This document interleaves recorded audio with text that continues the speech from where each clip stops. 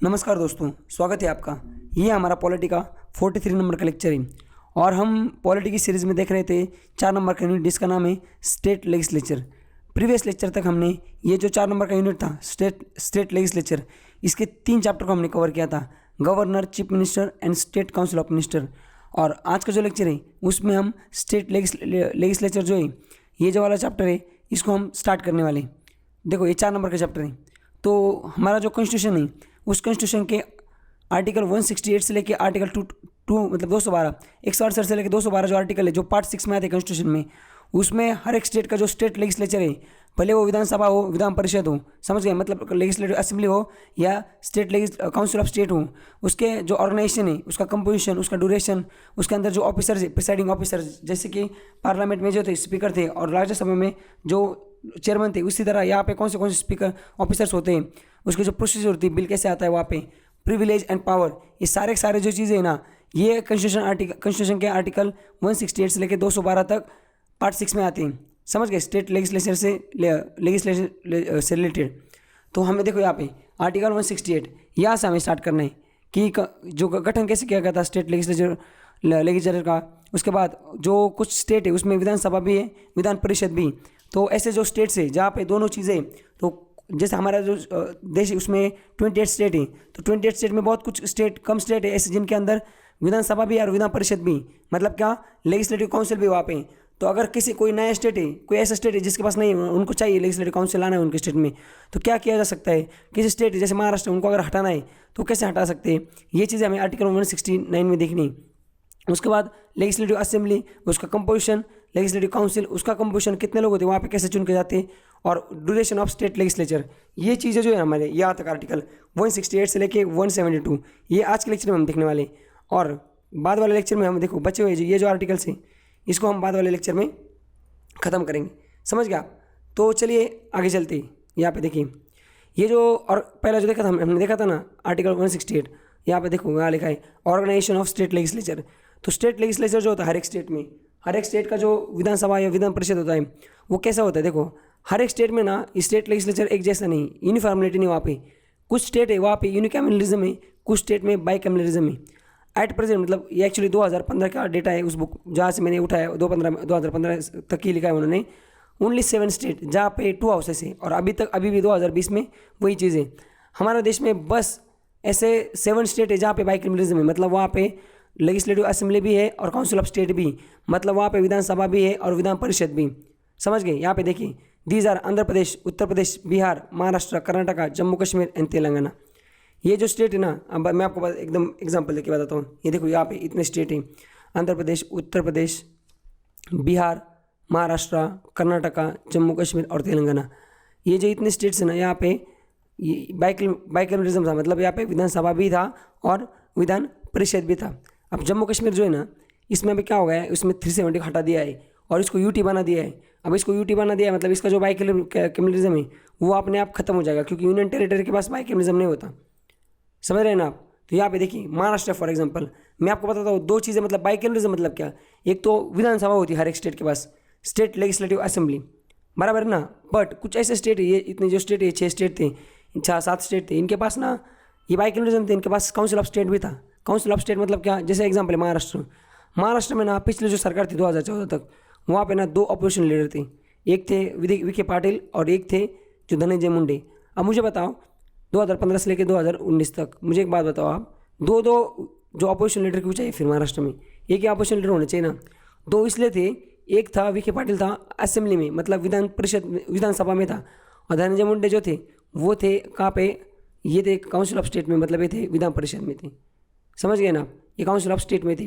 तो इस तरीके से बाइकैमरलिज्म आप समझ गए होंगे बाइकैमरलिज्म क्या होता है। तो हमारे देश में सिर्फ 7 ही स्टेट ऐसे जहाँ पे बाइकैमरलिज्म था, समझ रहे। और बाकी जो 24 स्टेट है वो यूनिकैमरलिज्म, मतलब वहाँ पे सिर्फ विधानसभा है। उत्तर प्रदेश में है। उसके बाद देखो यहाँ पे हमारे आसपास पड़ोस में जो महाराष्ट्र के आस पड़ोस में अगर देखोगे आप नीचे ऊपर जो है यहाँ पे उत्तर प्रदेश है, बिहार, ये दोनों में भी है। महाराष्ट्र के नीचे कर्नाटक के उस साइड में आंध्र प्रदेश के पास तेलंगाना और कश्मीर। ये आप याद रखिए, इसमें क्वेश्चन आता है। और स्टेट लेजिस्लेचर जो होता है ना, स्टेट लेजिस्लेचर कंसिस्ट करता है गवर्नर भी और लेजिस्लेटिव असेंबली भी।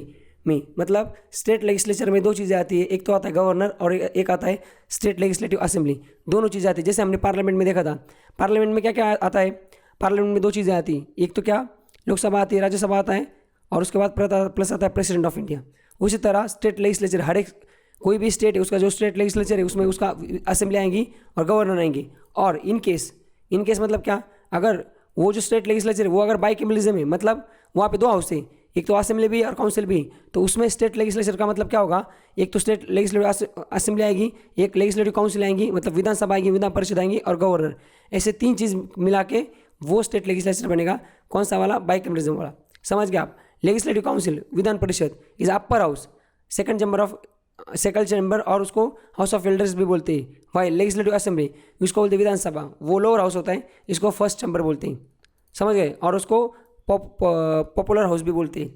उसके बाद आगे ये तो हमने देख लिया। देखो ये जो लेजिस्लेटिव काउंसिल है, जो विधान परिषद के बारे में अभी हमने जो देखा, अब अगर कोई किसी स्टेट है उसमें विधान जो परिषद है मतलब लेजिस्लेटिव काउंसिल है, इसका निर्माण करना है। अभी फिलहाल तो 6-7 स्टेट में ही है। अगर कल ऐसा कोई स्टेट है उसमें, जैसे तमिलनाडु नहीं दूसरा कोई स्टेट पकड़ते हैं, कल जैसे हरियाणा है, हरियाणा में लेजिस्लेटिव काउंसिल जो है उसका क्रिएशन करना है, तो कैसे करेंगे। देखो अगर करना होगा ना तो क्या कर, वो कौन करता है सबसे पहले, पावर ना पार्लियामेंट के पास है। लेजिस्लेटिव काउंसिल कोई भी स्टेट में लेजिस्लेटिव काउंसिल अगर आपको बनानी है तो उसका जो पावर है वो पार्लियामेंट के पास है। स्टेट अपने आप लेजिस्लेटिव काउंसिल नहीं बना सकता, ये बात समझ गए ना आप। हर एक स्टेट जैसे, और उसको हटा भी नहीं सकता अपने आप। जैसे महाराष्ट्र में 2 विधानसभा है, विधान परिषद है। कल अगर महाराष्ट्र को लगता है कि विधान परिषद को हटाया जाए, महाराष्ट्र जो स्टेट है वो अपने आप नहीं हटा सकता, वो पार्लियामेंट से हटाया जाता है। तो उसको हटाया, एबोलिशन कैसे किया जाता है और क्रिएशन कैसे किया जाता है। देखो जिस स्टेट को लेजिस्लेटिव काउंसिल को हटाना है या क्रिएशन करना है, वो क्या करेगा, वो एक रेजोल्यूशन पास करेगा, स्पेसिफिक रेजोल्यूशन पास करेगा स्टेट असेंबली से बाय स्पेशल मेजोरिटी से स्पेसिफिक रेजोल्यूशन पास करेगा। और वो जो मेंबरशिप होगी, देखो क्या है, majority of total membership of assembly and majority not of less than 2/3, मतलब 2/3 मेजोरिटी जो है, समझ रहे, प्रेसिडेंट वोटिंग। मतलब जैसे कोई एक विधानसभा है जैसे कि महाराष्ट्र की, उसमें कितने 288 मेंबर है टोटल, समझ गए आप। तो 288 मेंबर में से अगर वहाँ पे 250 मेंबर प्रेजेंट है तो 250 मेंबर में से उसका 2/3 कीजिए आप, 66%। समझ रहे हैं ना, 250 मेंबर मतलब कितना, 250 का आधा कितना होता है 125, और उसका 2/3 निकालेंगे तो कितना होगा 100, मतलब लगभग 70 के आसपास होगा। तो उतना 70-80 या जो भी हो, समझ रहे हैं आप। तो कोई भी स्टेट है उसमें अगर लेजिस्लेटिव काउंसिल नहीं बनानी, विधान परिषद बनानी या हटानी, तो उसको क्या करना पड़ेगा, उस स्टेट की जो असेंबली विधानसभा जो है उस स्टेट की, उसे स्पेसिफिक रेजोल्यूशन पास करना पड़ेगा उसके लिए कि हमें हमारे स्टेट से लेजिस्लेटिव काउंसिल हटानी या हमें हमारे स्टेट में लेजिस्लेटिव काउंसिल नहीं लानी। वो स्पेशल मेजोरिटी से पास करेंगे और वो क्या करेंगे, वो उसको पार्लियामेंट के पास भेजेंगे। किस लिए पार्लियामेंट के पास भेजेंगे कि हमने हमारे स्टेट में ऐसा रेजोल्यूशन पास किया है और अभी आप क्या करो, आप इसको क्रिएट करो या ख़त्म कर दो। तो पार्लियामेंट उस हिसाब से कैन एबॉलिश लेजिस्लेटिव काउंसिल और create it if legislative assembly of concern state pass the resolution. समझ गए ना आप। तो पार्लियामेंट क्या करता है, लेजिस्लेटिव काउंसिल को एक तो हटा सकता है या एक तो उसको बना सकता है नई तरीके से, अगर किसी स्टेट में लेजिस्लेटिव काउंसिल नहीं हो, विधान परिषद नहीं हो। बट कब, जब उस स्टेट से कोई स्पेसिफिक रेजोल्यूशन जो 2/3 मेजोरिटी से पास होकर पार्लियामेंट के पास आता है। समझ गए ना। और ये जो एक्ट है ना, ये कॉन्स्टिट्यूशन अमेंडमेंट एक्ट की तहत नहीं आता। देखो act of parliament is not to be deemed as a amendment of constitution for the purpose of article 368 and it pass like ordinary piece of legislative. समझ रहे हैं ना आप। मतलब क्या, ये जो पार्लियामेंट का एक्ट है ये ना अमेंडमेंट नहीं होता। मतलब जो आर्टिकल 368 है इसके तहत क्या होता है, हम कॉन्स्टिट्यूशन को चेंज करते हैं, उसको अल्टर करते हैं या अमेंड करते हैं। तो ये जो मतलब क्या, ये इसको यूज़ करके पार्लियामेंट वो जो स्टेट लेजिस्लेटिव काउंसिल है उसको नहीं बनाएंगे। 368 को यूज़ नहीं करेंगे, मतलब क्या, वो जो को हमारा संविधान है कॉन्स्टिट्यूशन उसको अमेंड नहीं करेंगे। मतलब फिर वो कैसे करेंगे, वहाँ पे पास कैसे करेंगे, वो सिंपल मेजोरिटी से करेंगे। सिंपल मेजोरिटी मतलब क्या, सिंपल मेजोरिटी मतलब आधे 50% प्रेजेंट एंड वोटिंग। मतलब हमारे अगर लोकसभा की स्ट्रेंथ अगर 550 मतलब 500 फॉर एग्जाम्पल, तो उसमें अगर प्रेजेंट और वोटिंग होगा ना तो 400 अगर वहाँ पे प्रेजेंट हो गए तो 200 लोगों ने भी ये जो स्पेसिफिक रेजोल्यूशन पास किया गया किसी स्टेट से उस पर अगर हमें भर दी दोनों सदन से ऐसे आधे 50% स्पेशल सिंपल मेजोरिटी से, फिर भी वो चीज़ यहाँ पे एबोलिश हो जाएगी लेजिस्लेटिव काउंसिल उस स्टेट की, या क्रिएट हो जाएगी अगर क्रिएट करनी तो। समझ गया आप। तो इस तरीके से हमने ये भी देख लिया क्रिएशन और एबोलिशन ऑफ स्टेट काउंसिल। अब स्टेट देखते हैं, कंपोजिशन ऑफ असेंबली। हमारा जो हर एक स्टेट है उस स्टेट का जो असेंबली का कंपोजिशन मतलब कितने लोग होते हैं, असेंबली मतलब कौन सा, विधानसभा। विधानसभा मतलब हमारा जो हर एक स्टेट लेजिस्लेचर हर एक स्टेट है उसका जो स्टेट लेजिस्लेचर है उसमें जो स्टेट लेजिस्लेटिव असेंबली है उसमें कितने मेंबर होते हैं, एमएलए कितने होते हैं, विधायक कितने होते हैं, उसकी स्ट्रेंथ कैसे होती है। देखो ये कैसे डिसाइड होता है, लेजिस्लेटिव असेंबली विधानसभा में जो लोग वहाँ पे जाते हैं वो चुन के जाते हैं। आपको पता होगा आपका जो स्टेट है, आपका जो जो टाउन है या जो जिला है जहाँ पे भी आप रहते हो वहाँ पे एक एमएलए होगा, एक विधायक होगा, एक आमदार होगा, उसको आप चुनते हो। आप बोलते हो नहीं आमदार है वो, फलाना बंदे आमदार है हमारे यहाँ का, वो आमदार है। तो वो जो विधायक है उसको आप चुनते हो और उसको आप भेजते हो कहाँ पे, लेजिस्लेटिव असेंबली में। मतलब लेजिस्लेटिव असेंबली में जो लोग आते हैं वो चुन के आते हैं on the basis of adult universal adult franchise. मतलब क्या, वोटिंग के हिसाब से जो 18+ लोग हैं वो जिनका उम्र 18 मतलब जो 18 एज उन्होंने कंप्लीट की वो इलेक्शन में वोट करते हैं और उसी वोट के हिसाब से लेजिस्लेटिव असेंबली में ये जो बाकी लोग ये चुन के जाते हैं एमएलए लोग, समझ गए। और किसी भी स्टेट में जो लेजिस्लेटिव असेंबली उसकी जो मैक्सिमम स्ट्रेंथ है कितनी हो सकती है, वो 500 हो सकती है और मिनिमम कितनी हो सकती है, 60। मतलब कोई भी स्टेट है ना उसमें आप जो लेजिस्लेटिव काउंसिल की जो स्ट्रेंथ है कितने लोग वहाँ पे उस स्टेट में एमएलए बन सकते हैं, उसमें जो स्टेट लेजिस्लेटिव असेंबली उसमें कितने लोग हो सकते हैं। तो ऐसा कॉन्स्टिट्यूशन में ऐसा लिखा है कि ज़्यादा से ज़्यादा 500 ले सकते हो और कम से कम आपको 60 लेना है। बट कुछ जो स्टेट है वहाँ पे पॉपुलेशन बहुत कम है, जैसे कि इन द केस ऑफ देखो अरुणाचल प्रदेश, सिक्किम और गोवा, यहाँ पे मिनिमम कितना है, आप 30 रख सकते हो, कम से कम 30 रखना है आपको, उससे समझ रहेगा। और मिजोरम नागालैंड जो है वहाँ पे आपको 40 और मतलब वहाँ पे एक्चुअली 40 से मिजोरम की जो लेजिस्लेटिव असेंबली उसका जो स्ट्रेंथ है वो 40 है और नागालैंड की कितनी 46 है। यहाँ पर आपको यहाँ इन 3 स्टेट है अरुणाचल, सिक्किम और गोवा, यहाँ पे कम से कम 3 रखनी, 30 से कम नहीं रखनी। जो तो सिक्किम में ना वहाँ पे जो स्ट्रेंथ है वो 40 है, समझ गए आप, वहाँ पे भी 40 है। तो देखो यहाँ पे ये member of legislative assembly in Sikkim and Nagaland are also elected indirectly. यहाँ पे भी वो जो है ना सब मेंबर, कुछ मेंबर जो है ना सिक्किम और नागालैंड में वो इनडायरेक्टली होते हैं, मतलब वहाँ पे डायरेक्ट लोग ने उनको चुनते, वो अलग जुगाड़ से होते, समझ गए। और नॉमिनेटेड मेंबर अलग से मतलब कैसे होते हैं, देखो ये जो स्टेट है ना यहाँ पे ट्राइबल लोग बहुत ज़्यादा है, तो हम आगे चल के मैं आपको बता दूंगा। यहाँ पे कुछ लोग हैं ना सारे के सारे लोगों के तौर नहीं चुनता, कुछ जो जगह है वो रिजर्व की जाती है, वो बस कुछ इनडायरेक्ट इलेक्शन होता है वहाँ पे। और जैसे स्ट्रेंथ है मैंने बताया आपको कि ज़्यादातर लोग जो है वो चुन के जाते हैं, स्टेट लेजिस्लेटिव असेंबली में जो लोग हैं ज़्यादातर लोग जनता द्वारा चुन के वहाँ पे जाते हैं। बट कुछ ऐसे लोग होते हैं जिनको नॉमिनेट किया जाता है, जैसे देखो एक मेंबर जो होता है उसको वो एंग्लो इंडियन कम्युनिटी से होता है। एंग्लो इंडियन कम्युनिटी मतलब क्या, जो अंग्रेज है और हमारा यहाँ पे जो इंडियन लोग हैं इनके द्वारा जो मतलब समझ रहे जनरेशन, मतलब इनका जो है जो पुराने टाइम पे अंग्रेज यहाँ पे रहते थे तो उनका कुछ हमारे यहाँ के लोगों के साथ शादी वादी हो गई, अब उनके जो जनरेशन आ गई वो कम्युनिटी इधर मतलब उसको ना हम अंग्रेज बोल सकते हैं ना इंडियन बोल सकते, तो उनको एंग्लो इंडियन बोलते हैं। तो उनके हितों की रक्षा करने के लिए उस स्टेट में उस स्टेट का जो गवर्नर है वो एक मेंबर को वहाँ पे स्टेट लेजिस्लेटिव असेंबली में उसको नॉमिनेट करते हैं, समझिए। शुरू में तो वो 10 साल के लिए प्रोविजन डाला था, पर बाद में 95 अमेंडमेंट एक्ट 2009 में इसको 2020 तक एक्सटेंड किया है, समझ गए। इस तरीके से हमने ये देखा कि जो स्टेट लेजिस्लेटिव असेंबली होती है उसमें जो स्ट्रेंथ होती है वो कैसे होती है, वो जो एमएलए लोग होते हैं वो जनता द्वारा चुन के वहाँ पे भेजे जाते हैं। मैक्सिमम जो स्ट्रेंथ है कोई भी स्टेट में वो 500 होती है, मिनिमम 60 होती है। पर कुछ जो स्टेट है जैसे उनकी पॉपुलेशन बहुत कम है, अरुणाचल प्रदेश, सिक्किम, गोवा, उसमें आप 30 से कम नहीं रख सकते। और मिजोरम और नागालैंड है वहाँ पे भी 30 से कम नहीं रख सकते, वहाँ पे कितने 40 और 46 है, समझ गया। और नागालैंड और सिक्किम में कुछ लोग डायरेक्ट इनडायरेक्टली वहाँ पे इलेक्ट होते हैं। गवर्नर जो है वो एक बंदे को एंग्लो इंडियन कम्युनिटी से हर एक स्टेट में नॉमिनेट करता है। यहाँ तक हमने देख लिया। आगे टेरिटोरियल कॉन्स्टिट्यूंसीज। टेरिटोरियल कॉन्स्टिट्यूंसी मतलब क्या होता है, आपका जो विधान जो क्या बोलते हैं इसको मतदार संघ जो बोलते हैं हम, कॉन्स्टिट्यूंसी मतलब क्या, वहाँ पे इलेक्शन होता है। जैसे कि एग्जांपल आपको देता हूँ, अगर कोई तहसील है कोई, वहाँ पे जो इलेक्शन होगा तो वो जैसे पनवेल है तो पनवेल में एक ही एमएलए होगा, समझ गए। तो एक ही एमएलए होगा तो वो पूरी कॉन्स्टिट्यूंसी होंगी, उस कॉन्स्टिट्यूंसी में अलग अलग लोग चुनाव के लिए खड़े होंगे, पर एक ही बंदा वहाँ से चुन के जाएगा जिसको सबसे ज़्यादा वोट है। मतलब अगर वहाँ पे 100 वोट है और वहाँ पे 5 बंदे खड़े, किसी को 20 वोट आए, किसी को 10 आए, किसी को 15 आए और एक बंदा उसको 30 से आए, समझ गए। तो 30 सबसे ज़्यादा उसको है ना, बाकी वो कंपेयर किया जाए तो वो चुन के वहाँ पे जाएगा। तो ऐसे जो कॉन्स्टिट्यूंसी टेरिटोरियल कॉन्स्टिट्यूंसी ये पॉपुलेशन के हिसाब से डिसाइड की जाती है, समझ गई, कि कितने पॉपुलेशन में एक एमएलए चुन के जाएगा। तो उसको क्या बोलते हैं, demarcation of constituencies is done in such a manner that ratio between the population of each constituency and number of seats allocated to it is same throughout the state। मतलब अगर आप कोई स्टेट में अगर आप जितने सीट से election में जितने सीट मतलब वहाँ पे खड़े होते हैं लोग चुनाव के लिए, तो वो जो पॉपुलेशन है वो सेम होता है हर कंस्टिट्यूशन में। मतलब अगर कोई एक कंस्टिट्यूंसी उसमें एक एमएलए चुन के आता है तो उसको अगर वोट करने के लिए 40 लाख लोग हैं उस कंस्टिट्यूंसी में, तो दूसरी जो कंस्टिट्यूंसी बनाई जाती है उसमें भी मेंबर कितने होते हैं लोग, जो सीट एलोकेट होती है वो भी और जो पॉपुलेशन वहाँ पे वो कितना होता है, वो 40 ही होता है।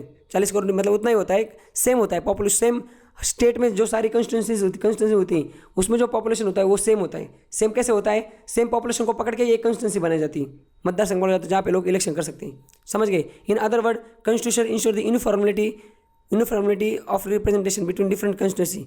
अलग अलग कंस्टिट्यूशन से यूनिफॉर्मिलिटी ऑफ रिप्रेजेंटेशन, जो रिप्रेजेंटेशन होगा ये यूनिफॉर्म होगा, इस चीज़ का ख्याल रखा गया है। समझ गया आप? तो इस तरीके से हमने ये चीज़ भी देख ली। आगे देखते, आगे देखो यहाँ पे रीएडजस्टमेंट ऑफ सेंसस मतलब क्या? देखो रीएडजस्टमेंट, अभी देखो ये कंस्टिट्यूंसी जो बनाई है, जैसे आपको पता तो अलग अलग कंस्टिट्यूंसी होगी। जैसे कोई आपका जो टाउन है, जैसे फॉर एग्जांपल श्रीरामपुर एक टाउन है, वहाँ पे एक कंस्टिट्यूंसी, वहाँ पे जो लोग मतलब जो पॉपुलेशन जो है, समझ रहे, लोगों का जो पॉपुलेशन है वहाँ पे वो 40 लाख है। तो 40 लाख लोग मिलके एक वहाँ पे एक एमएलए चुन के जाता है। बट एक साल हो गया, मतलब एक जो होता है इलेक्शन हो गया, दूसरा इलेक्शन हो गया, 20 साल हो गए, 30 साल हो गए, समझ, 4-5 इलेक्शन हो गए, टर्म हो गए 5-5 साल की। एक टाइम तो ऐसा आएगा ना, वो 40 लाख से वो जो पॉपुलेशन है वो जाके 60 लाख हो गई, 70 लाख हो जाएंगी। तो उसके बाद वो जो रीएडजस्टमेंट करना पड़ेगा आपको, समझ गए आप? कंस्टिट्यूंसी तो पॉपुलेशन तो ज़्यादा हो गई स्टेट की भी, पूरे हर एक जगह पॉपुलेशन बढ़ेगी और सीट तो कम है, और फिर आपको क्या करना पड़ेगा? उसमें रीएडजस्टमेंट करना पड़ेगा। तो वो रीएडजस्टमेंट करने के लिए अगर किसी स्टेट में किसी जगह लोगों की पॉपुलेशन बढ़ती और यूनिफॉर्मिलिटी बरकरार रखने के लिए, जैसे कोई स्टेट है श्रीरामपुर, उसमें जो पॉपुलेशन है वो कितनी थी? वो 40 लाख से 70 लाख हो गई, और कोपरगांव था वहाँ पर 35 लाख थी, और उसमें 35 से सिर्फ 40 हुई पिछले 20 साल में। तो उसमें तो एमएलए की जो सीट है वो तो मतलब उसमें कुछ चेंज होगा नहीं। बट श्रीरामपुर में जो ज़्यादा लोग हैं उनको एक तो आपको क्या करना पड़ेगा? वहाँ पे 2 सीट देनी पड़ेगी, या उसमें रीएडजस्टमेंट करना पड़ेगा। आस पड़ोस के जो ये होगा, आस पड़ोस का जो टाउन होगा वहाँ पे जो एमएलए होगा वहाँ पे अगर कम हो रहे लोग, तो इनके कुछ लोगों को बोलना पड़ेगा आप उधर वोट कर दो। ऐसा काफ़ी बार होता है कि जो बॉर्डर के लोग हैं उनको जो रीएडजस्टमेंट होती है कंस्टिट्यूंसी की, उधर उनको रिशफल की, इधर का उधर डाला जाता है, उधर का इधर डाला जाता है। समझ रहे आप? आपको यहाँ पे, और उस चीज़ के लिए क्या किया है, पार्लियामेंट में एक एक्ट लाया था, delimitation commission act 1952, delimitation commission act था। ये जो एक्ट था इसके हिसाब से जो हमारा कॉन्स्टिट्यूंसी अलग अलग वो चेंज की जाती है, रीएडजस्टमेंट की जाती है। कब? तो देखो यहाँ पे readjustment can be done in the total number of seat in assembly of each state और division of each state in territorial constituencies.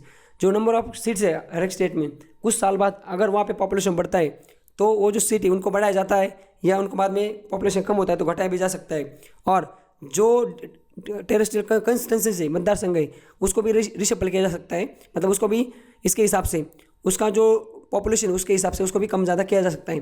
Parliament में ऐसी चीज़ें काफ़ी बार की गई है। 1962 में वापस रिशफल किया, मतलब इसको रीएडजस्टमेंट किया था कॉन्स्टिट्यूशन की हमारे देश के, 1972 में किया था, और उसके बाद 2002 में किया था। ऐसे 3 बार हमारे देश के जो अलग अलग कॉन्स्टिट्यूंसीज है इसको चेंज किया गया था।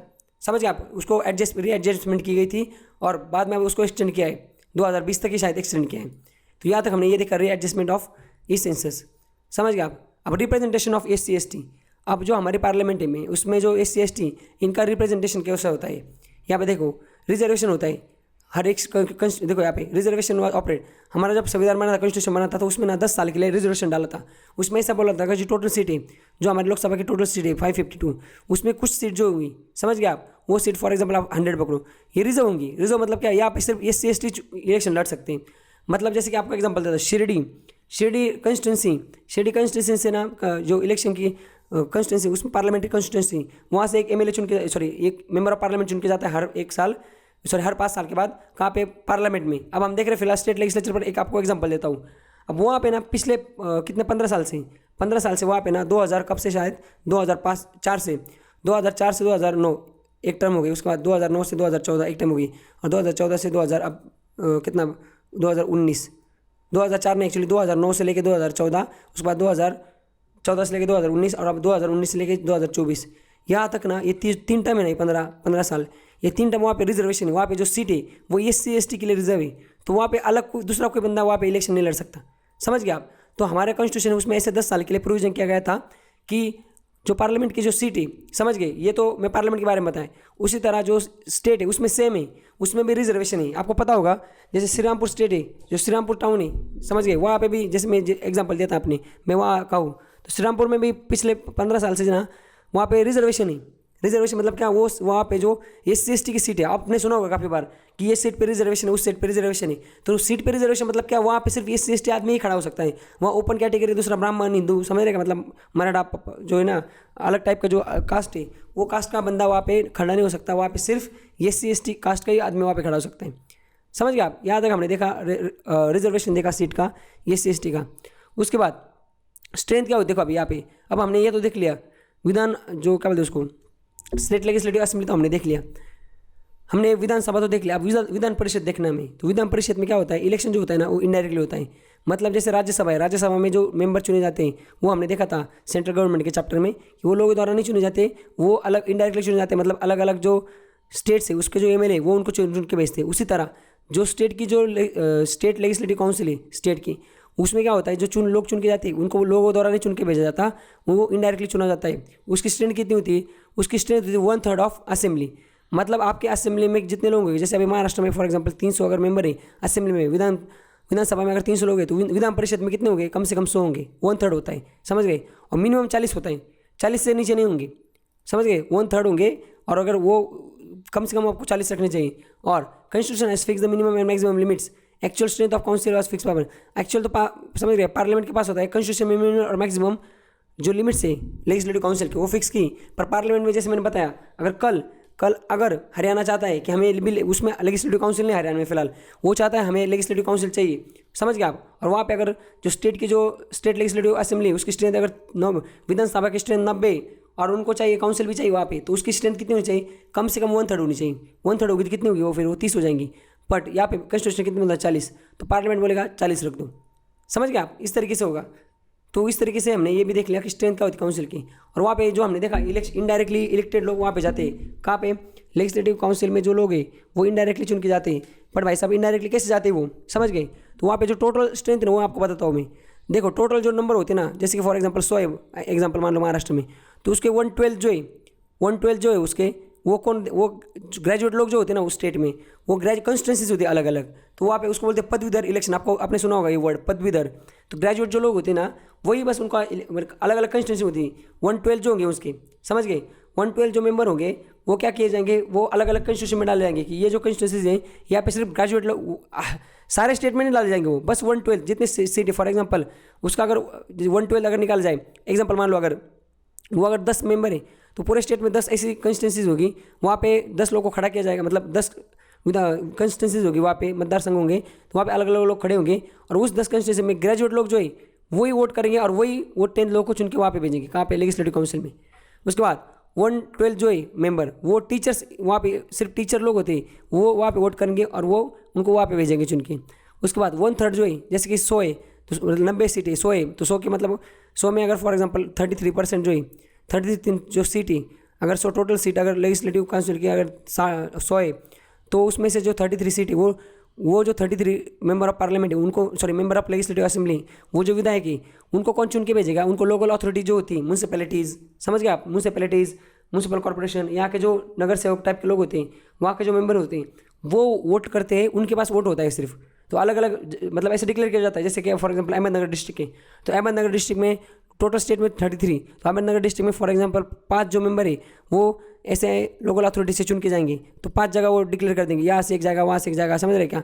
तो अलग अलग प्रत्याशी वहाँ पे चुनाव में के लिए खड़े हो जाएंगे और वो जो डिस्ट्रिक्ट है अहमदनगर, वहाँ के जो अलग अलग म्यूनसिपल कॉर्पोरेशन है, समझ रहे क्या, म्यूनसिपैलिटीज़ है, वो उसके जो मेंबर्स वो वोट करेंगे और उस तरीके से फिर उनका चुनाव होगा, समझ गए आप। उसके बाद वो जो क्या है यहाँ पे क्या है 1/3 जो मेंबर है उनका इलेक्शन कैसे किया जाएगा, असेंबली मेंबर जो ऑलरेडी विधानसभा यहाँ की विधानसभा के जो मेंबर है जो चुन के आए विधानसभा में, वो लोग वोट करेंगे और वो लोग वोट करके इनको वहाँ पे भेजेंगे 1/3 मेंबर। और बाकी जो है वो नॉमिनेशन बाय गवर्नर, बाकी बचे हुए जो मेंबर है ना वो गवर्नर उसको भेजेगा, समझ गए आप। इस तरीके से हमने ये देख लिया कि जो लेजिस्लेटिव काउंसिल होती है उसमें जो टोटल मेंबर्स होते हैं तो वो कैसे वहाँ पे जाते हैं, तो वो जो 112 वो टीचर मतलब टीचर और ग्रेजुएट लोग भेजते वहाँ पे वोट करके 112 मेंबर को, टीचर लोग भेजते वहाँ पे 112 मेंबर को, लोकल अथॉरिटी भेजती 1/3 को, असेंबली के मेंबर 1/3 के भेजते। मतलब देखो 1/3 और 1/3 कितना हो गया, ये 66% यहाँ पे हो गया। उसके बाद ये 12 ये हो गया मतलब। और उसके बाद बचे हुए जो है वो गवर्नर वहाँ पे नॉमिनेट करते। यहाँ तक हमने देख लिया। आगे जो ड्यूरेशन है दोनों हाउस का, वो ड्यूरेशन कितना होता है, देखो ड्यूरेशन ऑफ 2 हाउसेस, असेंबली का जो ड्यूरेशन होता है ना वो होता है 5 साल का, समझ गए आप। गवर्नर हमने इससे पहले जैसे देखा था, जो अलग पहले वाला चैप्टर था मतलब कौन सा चीफ मिनिस्टर वाला, उसमें भी हमने देखा था जो असेंबली होती है ना, असेंबली में जो ये होता है ड्यूरेशन वो 5 साल का होता है। गवर्नर जो है वो असेंबली को मतलब बर्खास्त कर सकते हैं। कब? जब कोई सरकार है उसके पास बहुमत नहीं हो और कोई अल्टरनेटिव सरकार भी नहीं बन रही है, उस टाइम पे गवर्नर उसको उनका जो कार्यकाल है जो असेंबली का, उसको भंग कर सकता है विधानसभा को, या जब 5 साल पूरे हो जाते हैं उसके बाद भंग कर सकता है। समझ गए आप? और नेशनल इमरजेंसी में वो जो विधानसभा मतलब उसको ये कर देता है, असेंबली का जो टर्म है वो एक्सटेंड हो जाता है 1 साल के लिए एक टाइम पे, अगर देश में इमरजेंसी लगी हो तो वहाँ पे इलेक्शन नहीं होती। और ड्यूरेशन जो ऑफ काउंसिल है, ये जो स्टेट काउंसिल है वहाँ पे जो वो उसका ड्यूरेशन, वो परमानेंट बॉडी, वो it is not a subject to dissolution, मतलब ये डिजोल्व नहीं होती कभी भी। जैसे असेंबली डिजोल्व होती है 5 साल के बाद या सरकार गिरने के बाद, वैसे ये पूरा डिजोल्व नहीं होती। इसके जो मेंबर है 2 साल के बाद 1/3 मेंबर को रिटायर हो जाते हैं हर 2 साल के बाद, और वहाँ पे नए मेंबर को वहाँ पे भेजा जाता है। 1/3 of its member retire on expression of every second year. हर 2 साल बाद 1/3 वहाँ पे मेंबर रिटायर होते हैं और 2 साल बाद वापस वहाँ पे 1/3 मेंबर को भरा जाता है। मेंबर कंटिन्यू एज मतलब कितने साल उनका जो टर्म होता है वो 6 साल का होता है। एक बार मेंबर वहाँ पे जाते हैं वो 6 साल तक होते हैं। देखो राज्यसभा की तरह है, राज्यसभा में सेम है, 6 साल का मेंबरशिप होती है, लोकसभा में 5 साल की होती है, यहाँ पे भी 6 साल की होती है। काउंसिल ऑफ स्टेट में, असेंबली में 6 कितना होती है 5 साल की होती है, विधानसभा में 5 साल, विधान परिषद 6 साल। समझ गए आप? और vacant seat can be filled by fresh election और नॉमिनेशन बाय गवर्नर। जब सीट वैकेंट हो जाती है beginning of every 3rd year, actually मैंने बोला देखो यहाँ पे 2 साल में 1/3 मेंबर रिटायर हो जाते हैं, 33% रिटायर हो जाते हैं लोग 2 साल में, और तीसरे साल की शुरुआत में जो वैकेंट सीट है, जो बची हुई सीट उसको भरा जाता है फ्रेश इलेक्शन से, इनडायरेक्ट इलेक्शन जो होते हैं उससे, या कुछ जो बचे हुए नॉमिनेशन ऑफ गवर्नर जो नॉमिनेट करता है उससे। Retiring member are also eligible for re election and re nomination at any number of times. जो लोग रिटायर होते हैं वो भी काफ़ी बार उनका री इलेक्शन हो सकता है, मतलब वापस उनको लाया जा सकता है काफ़ी बार। उसमें कोई मतलब नंबर ऑफ टाइम वो नॉमिनेट करके भी उनको वहाँ पे भेजा जा सकता है एज ए मेंबर, या इनडायरेक्ट इलेक्शन में वो काफ़ी बार इलेक्शन के लिए खड़ा हो सकते हैं। क्वालिफिकेशन क्या होता है? एक तो वो इंडिया के सिटीजन होनी चाहिए, दूसरी चीज़ लेजिस्लेटिव काउंसिल जो है उसमें इनकी जो एज है वो 30 कंप्लीट होनी चाहिए, और जो असेंबली है लेजिस्लेटिव असेंबली उसमें इनकी जो एज है मेंबर की, जो प्रत्याशी है जो खड़ा होने वाला चुनाव लड़ने वाला है उसकी एज 25 ईयर कंप्लीट होनी चाहिए। Member of schedule caste and schedule tribe can also contest the seat not from reserve from they. जो शेड्यूल, जैसे मैंने बताया कुछ सीट होती है वो रिजर्व होती है, SC और ST के लिए कुछ सीट जो है वो रिजर्व होती है, वो हमने देख लिया। बट वो ऐसी जगह से भी इलेक्शन लड़ सकते हैं जहाँ पे उनका सीट रिजर्व नहीं, वो एज ए जनरल अलग मतलब कोई भी सीट से वो लड़ सकते हैं, रिजर्व है वहाँ से भी लड़ सकते हैं और दूसरी जगह से भी लड़ सकते हैं।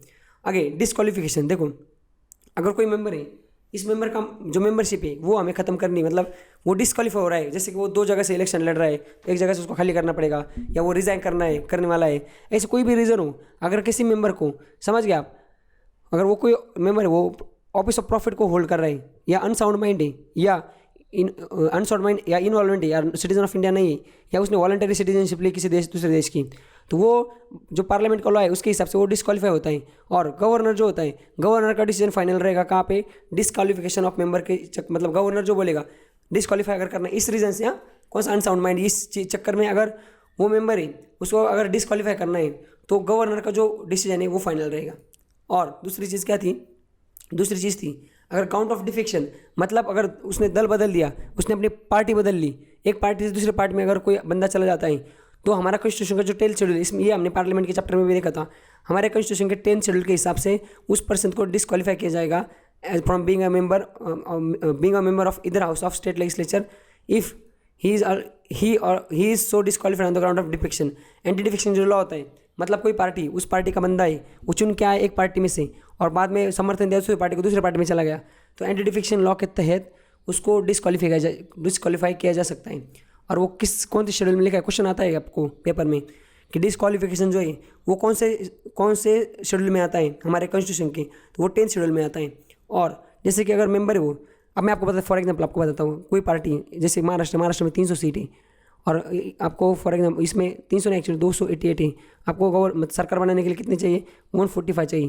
तो कोई पार्टी अगर उसके पास कितने सीट आए? 140 आए, और बाकी दूसरी पार्टी उनके पास तो काफ़ी, किसी के पास समझ रहेगा 50 आए, किसी के पास 60 आए, ऐसे अलग अलग आए। अब इनको 145 चाहिए, इनको 40 कम है, तो ये पार्टी जिसके पास 50 आए, अगर इसके 10 मेंबर इस पार्टी से अलग हो गए, इस पार्टी में जाके, जैसे बीजेपी के पास 140 है, कांग्रेस के पास 50 है, 50 में से अगर 10 आके इनके पास आ जाते तो इनके पास कितने हो जाएंगे? 150 हो जाएंगे, तो इनकी तो सरकार बन सकती है। पर 10 अगर इधर आते ना तो वो डिस्क्वालीफाई हो जाएंगे। डिस्क्वालीफाई मतलब क्या? उन्होंने अपनी पार्टी बदल रही, तो एंटी डिफेक्शन लॉ के तहत, एंटी डिफेक्शन लॉ मतलब क्या? आप चुनाव एक पार्टी से चुन के आते हो और अगर कल आप दूसरी पार्टी में चले जाते हो, तो एंटी डिफेक्शन के लॉ के चक्कर में ये जो बंदे ये अपने पद से इनको हाथ धोना पड़ेगा। समझ गए आप? ऐसा है। बट अगर वो पार्टी, उस पार्टी के अगर 66% अगर लोग पार्टी छोड़ देते ना, मतलब 66% मतलब जैसे 50 है, 50 में से अगर डायरेक्ट 30-35 लोग भाग जाते हैं ना, तो फिर आप उसको डिस्क्वालीफाई नहीं कर सकते। बट उसमें से अगर वो थोड़े लोग अगर भाग जाते हैं तो उनको डिस्क्वालीफाई किया जा सकता है। बट अब ये डिस्क्वालिफिकेशन का जो चीज़ है वो कौन उसमें फाइनल अथॉरिटी होगा, किसके हिसाब से ये फाइनल किया जाएगा कि ये बंदा सच में इसने ये पार्टी छोड़ के दूसरी पार्टी में गया है और अभी ये डिस्क्वालीफाई हमें करना है एंटी डिफेक्शन लॉ के तहत। तो जो काउंसिल होती है, स्टेट लेजिस्लेटिव काउंसिल जो होती है, उसमें जो काउंसिल के जो चेयरमैन होते हैं उनका डिसीजन वहाँ पे फाइनल रहता है, और असेंबली जो होती है, असेंबली में जो स्पीकर होते हैं, स्पीकर का डिसीजन यहाँ पे फाइनल होता है। समझ गया? तो इस तरीके से हमने ये भी देख लिया कि जो डिस्क्वालिफिकेशन किया जाता है वो किसके द्वारा किया जाता है। तो उसी के साथ साथ हमने आज का जो हमारा लेक्चर था इसमें देखो, जैसे मैंने बताया था आपको आर्टिकल 168 जो स्टेट लेजिस्लेचर किसी भी स्टेट में उसका गठन कैसे होता है, जो लेजिस्लेटिव काउंसिल है उसको कैसे क्रिएट किया जाता है, कैसे एबोलिश किया जाता है, वो हमने देखा था। किसी स्टेट में अगर एबोलिशन करना है या क्रिएशन करना है तो उस स्टेट की जो विधानसभा है उसमें से आपको 1/2 66% वोट से प्रेजेंट एंड वोटिंग उनका जो रिजोल्यूशन स्पेसिफिक रिजोल्यूशन पास करके आपको पार्लियामेंट के पास भेजना पड़ेगा। पार्लियामेंट सिंपल मेजोरिटी से उसको वहाँ पे एबोलिश कर देते ऑलरेडी, जो वहाँ पे काउंसिल है उसको, या नई काउंसिल अगर वहाँ पे नहीं है तो उसको बनाते हैं। उसके बाद हमने लेजिस्लेटिव असेंबली का कंपोजिशन देखा, काउंसिल का कंपोजिशन देखा, कितने मेंबर होते हैं, कैसे चुनाव होता है, उनका कैसे इलेक्शन होता है, वो सारा देख लिया, और ड्यूरेशन देख लिया हमने स्टेट लेजिस्लेचर का। इस तरीके से हमने आज का जो लेक्चर है उसमें स्टेट लेजिस्लेचर के बारे में आधा चैप्टर हमने देख लिया, बचा हुआ चैप्टर हम नेक्स्ट लेक्चर में कंटिन्यू करेंगे। तो आज के लेक्चर में बस इतना ही। Thank you so much, enjoy.